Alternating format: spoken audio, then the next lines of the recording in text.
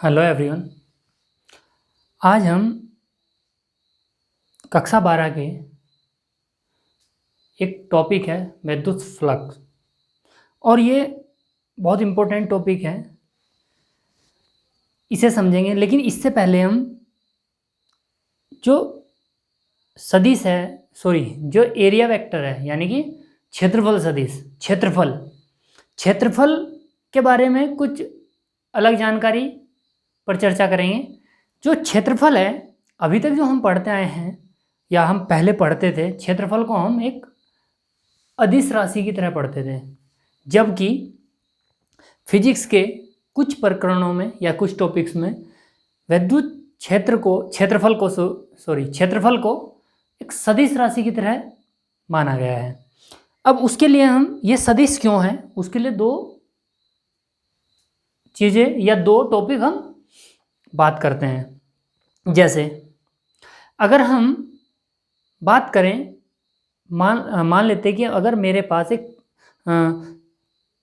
Paper है, मान लो ये पेपर है, ये एक पेपर है और इसमें छिद्र हैं, और उधर से कोई द्रव प्रवाहित होता है, और ये एक क्षेत्रफल लिया है। इस क्षेत्रफल को अगर उस पानी में ऐसे रख देते हैं, मतलब इस प्रकार से, ये द्रव ऐसे प्रवाहित होता है, द्रव में वायु भी हो सकती है।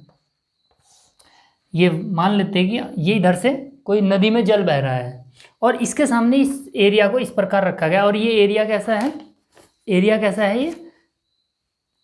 छिद्र है इसमें, मतलब यानी कि द्रव इससे पार हो सकता है। अगर मैं इस एरिया को इस प्रकार से रखता हूँ, इस द्रव ऐसे जा रहा है और ऐसे रखा हुआ है द्रव की दिशा के लंबवत, तो अभी इससे जितना द्रव पास हो रहा है, उधर जा रहा है, तो ये मैक्सिमम होगा।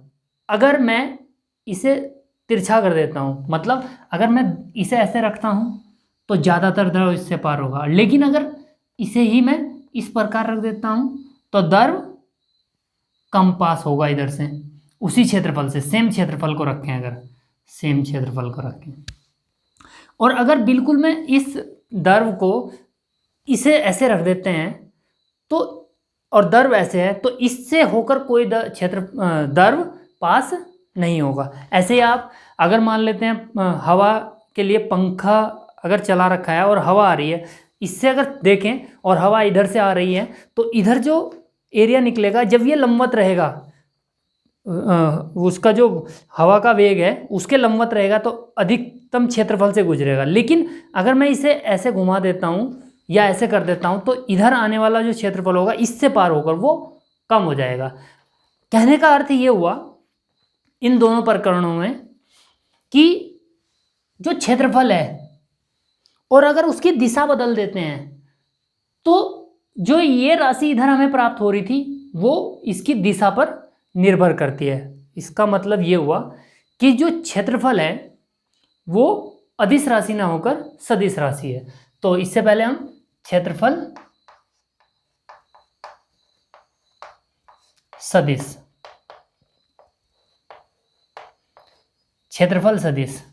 अगर हम कोई क्षेत्रफल लेते हैं, तो क्षेत्रफल जो सदिश है किसी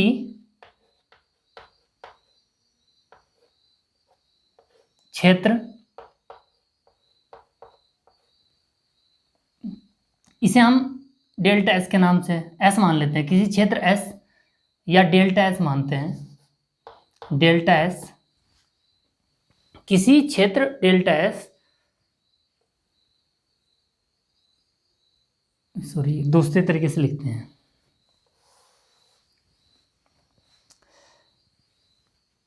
क्षेत्रफल एक सदिश राशि है तथा क्षेत्रफल एक सदिश राशि है जिसका क्षेत्रफल सदिश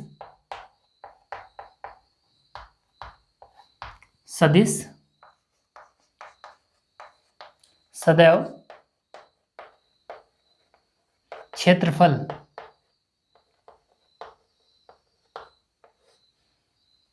के लंबवत दिशा में बाहर की ओर और होता है। मतलब अगर ये हमारे पास कोई क्षेत्रफल है, मान लेते हैं कि ये क्षेत्रफल है कोई, और ये एस है या डेल्टा एस है, तो जो इसका क्षेत्रफल सदिश होगा वो इसके लंबवत होगा। जैसे बोर्ड है, इस बोर्ड का जो क्षेत्रफल सदिश होगा इसके लंबवत दिशा में होगा। ऐसे अगर मैं इस क्षेत्रफल की बात करूं तो इस क्षेत्रफल का या इसका जो क्षेत्रफल सदिश होगा वो इस दिशा में होगा, लंबवत इसके। और क्षेत्रफल सदिश को हम क्या लिख सकते हैं, इसकी दिशा बताने के लिए वेक्टर्स ये ले लेते हैं, बाहर की ओर होगा। और डेल्टा एस जो क्षेत्रफल सदिश होगा वो डेल्टा एस एन कैप इसकी दिशा को बताएगा। कुछ इस प्रकार से परिभाषित होगा। तो कहने का मतलब ये हुआ कि जो क्षेत्रफल है उस क्षेत्रफल पर एक सदिश होता है जो उसकी दिशा को बताता है, और वो सदैव क्या होगी, उसके लंबवत बाहर की ओर होगी, क्षेत्रफल के लंबवत रहेगी हमेशा। तो ये तो था क्षेत्रफल सदिश। अब क्षेत्रफल सदिश में ही हमने जो एग्जाम्पल लिया हुआ था, मान लेते हैं कि ये द्रव है ऐसे, और जो द्रव का जो वेग है, वेग v है, ये वायु भी मान सकते हैं, द्रव है कोई, और इस पर लंबवत एक तल क्षेत्रफल रखा है हमने। अगर ये क्षेत्रफल इस पर हमने यहाँ रखा है और इसका क्षेत्रफल जो है वो डेल्टा एस है, तो इससे इधर निकलने वाला जो आयतन होगा 1 सेकंड में, तो 1 सेकंड में द्रव द्वारा चली गई दूरी, चूंकि वेग v है तो 1 सेकंड में v दूरी चलेगा वो, और 1 सेकंड में लंबवत क्षेत्रफल डेल्टा एस से गुजरने वाले द्रव का आयतन निकाल लें। आयतन तो ये होगा हमारा द्रव का आयतन, दूरी ये है, क्षेत्रफल डेल्टा एस है, तो v डेल्टा एस। और जो ये क्वांटिटी है, इस क्वांटिटी का नाम ही है द्रव का आयतन, यानी कि द्रव का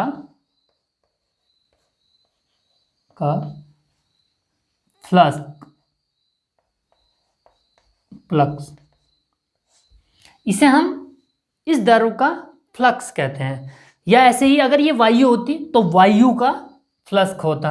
तो इसी प्रकार से एक क्वांटिटी है यहाँ पर फ्लक्स। अब हम अगर विद्युत में पढ़ें तो विद्युत में भी कुछ इस प्रकार से एक राशि हम डिफाइन करते हैं जिसे हम बोलते हैं वैद्युत फ्लक्स।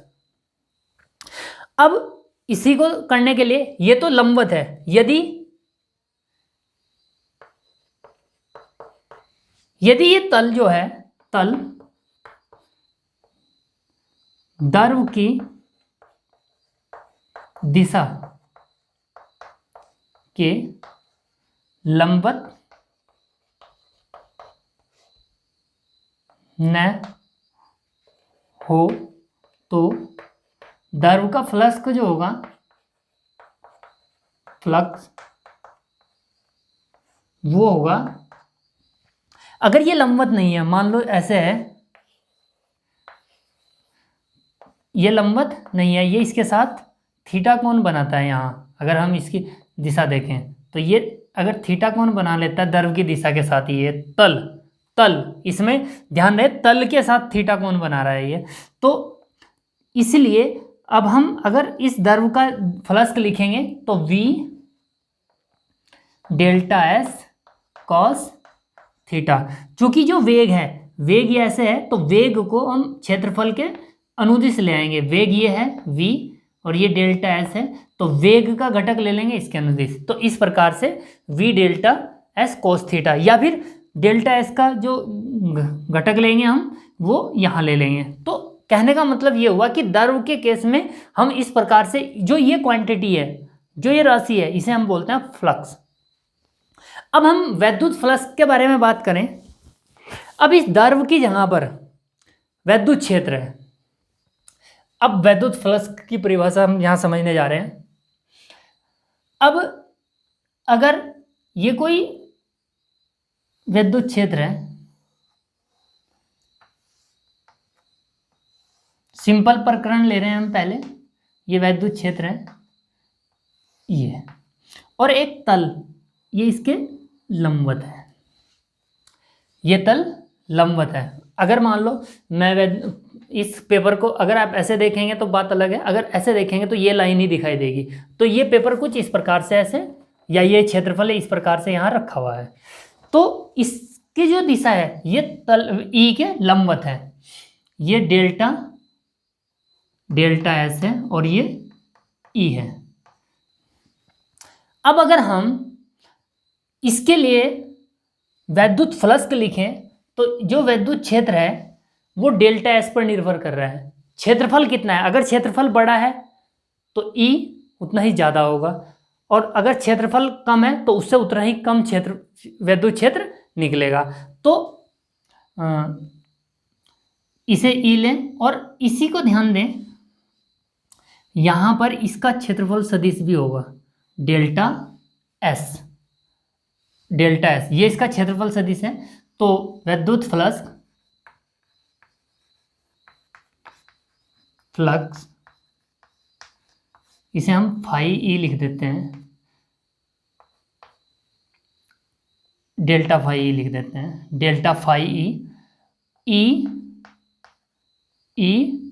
Delta s. ठीक इसी प्रकार ये वेग का था, ये ई डॉट डी एस है। और अगर ये तल लंबवत ना हो, कुछ इस प्रकार से हो, दूसरे प्रकरण में यही क्षेत्रफल कुछ अब क्षेत्र के साथ थीटा कोण बना रहा है, और ये इसका क्षेत्रफल सदिश है डेल्टा एस एन कैप, और ये हमारा वैद्युत क्षेत्र ई है। तो ये अगर थीटा है तो ये एंगल थीटा होगा। अब इसमें बहुत ध्यान से समझना पड़ेगा हमें। अगर इसके लिए लिखें, या तो मैं डेल्टा एस का घटक इधर ले लूँ, डेल्टा एस, इसे आप फाई को डेल्टा फाई को दो तरीके से लिख सकते हैं, ई डेल्टा एस कॉस थीटा, या फिर फाई ई इसका घटक इसके अनुदिश ले लें, ई कॉस थीटा और डेल्टा एस। तो कहने का अर्थ ये हुआ कि हमें हमेशा ई और क्षेत्रफल का गुणन लेना है जब वो लंबवत हो। तो इस आधार पर हम ये कह सकते हैं, या सामान्य रूप में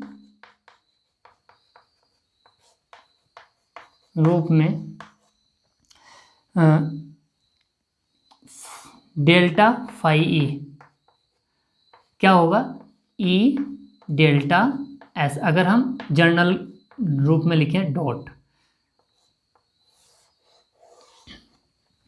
अब इसकी परिभाषा में हम ये लिख सकते हैं कि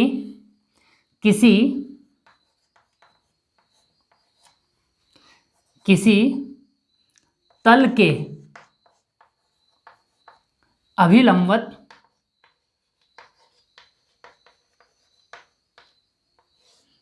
अभिलंबत गुजरने वाली बल रेखाओं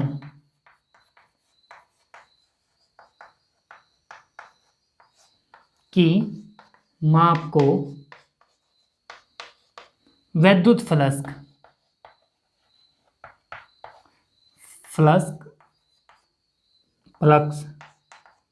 कहते हैं।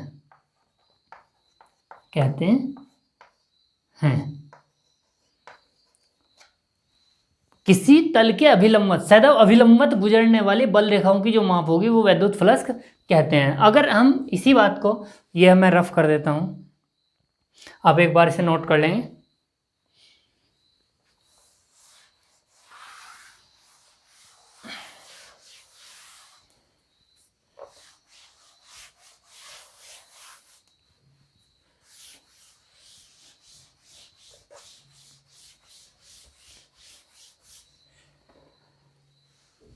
अगर मैं जो इधर मान लो, जैसे हमने द्रव का एग्जांपल लिया था, द्रव एक तो जो इधर गुजर निकलने वाली जो राशि है, जो वैद्युत फ्लक्स है फाई ई, वो तीन चीजों पर डिपेंड करता है। ई पर, या मतलब हम ऐसे भी लिख सकते हैं, ई पर,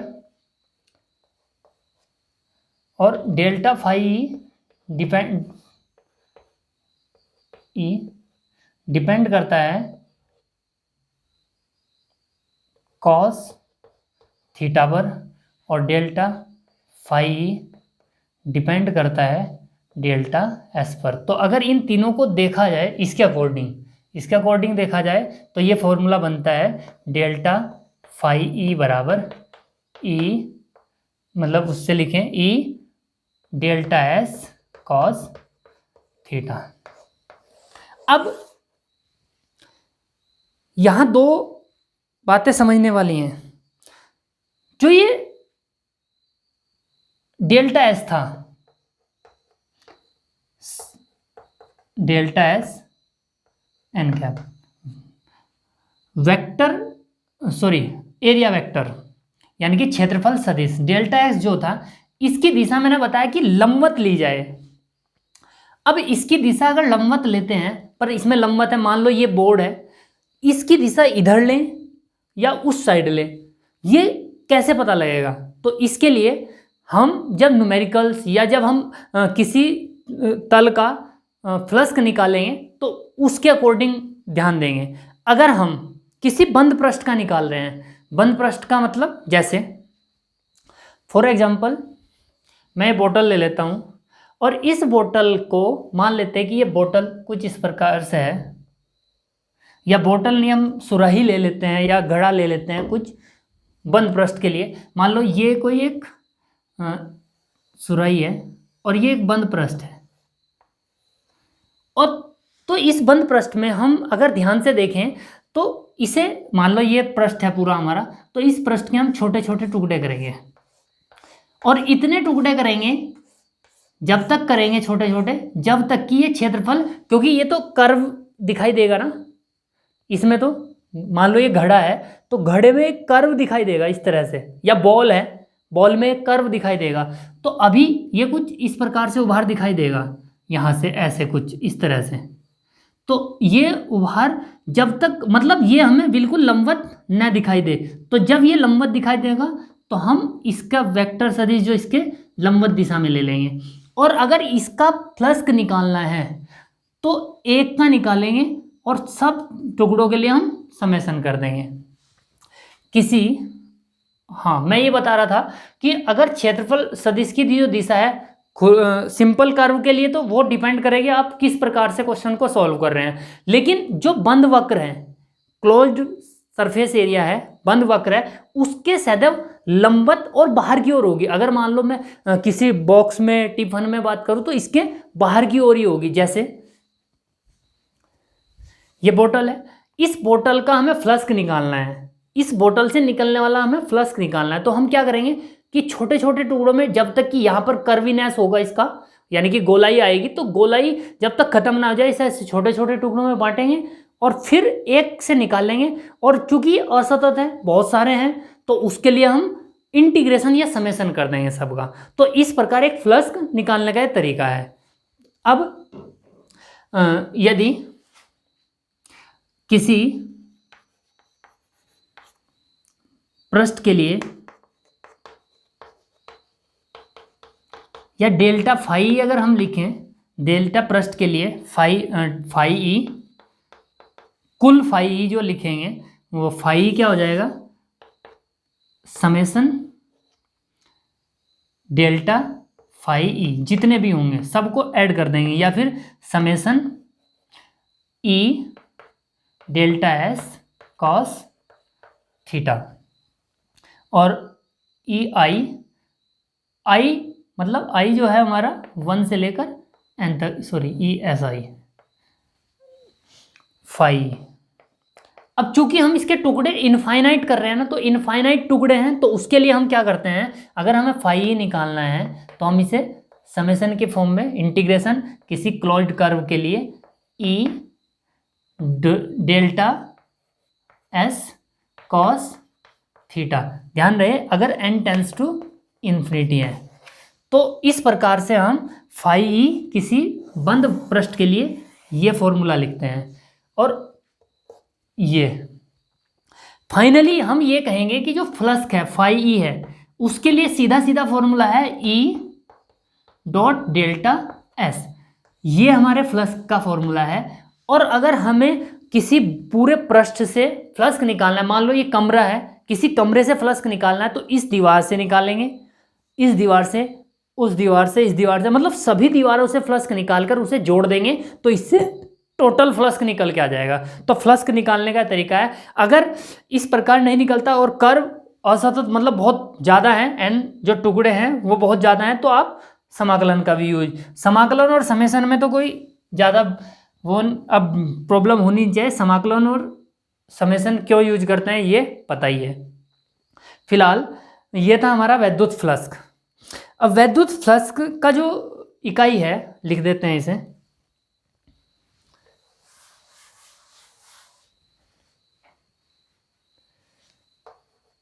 वैद्युत फ्लक्स का मात्रक, चूंकि ई डॉट डी एस है तो ई का होता है न्यूटन, ई होता है न्यूटन कूलाम इनवर्स और मीटर स्क्वायर। वैद्युत फ्लक्स का मात्रक newton coulomb inverse metre square होता है। तो अभी ये एक मतलब एग्ज़ाम में तो शायद लिखने को भी ना आए, लेकिन पूछा भी जा सकता है वैद्युत फ्लक्स किसे कहते हैं, तो आप ये समझा सकते हैं।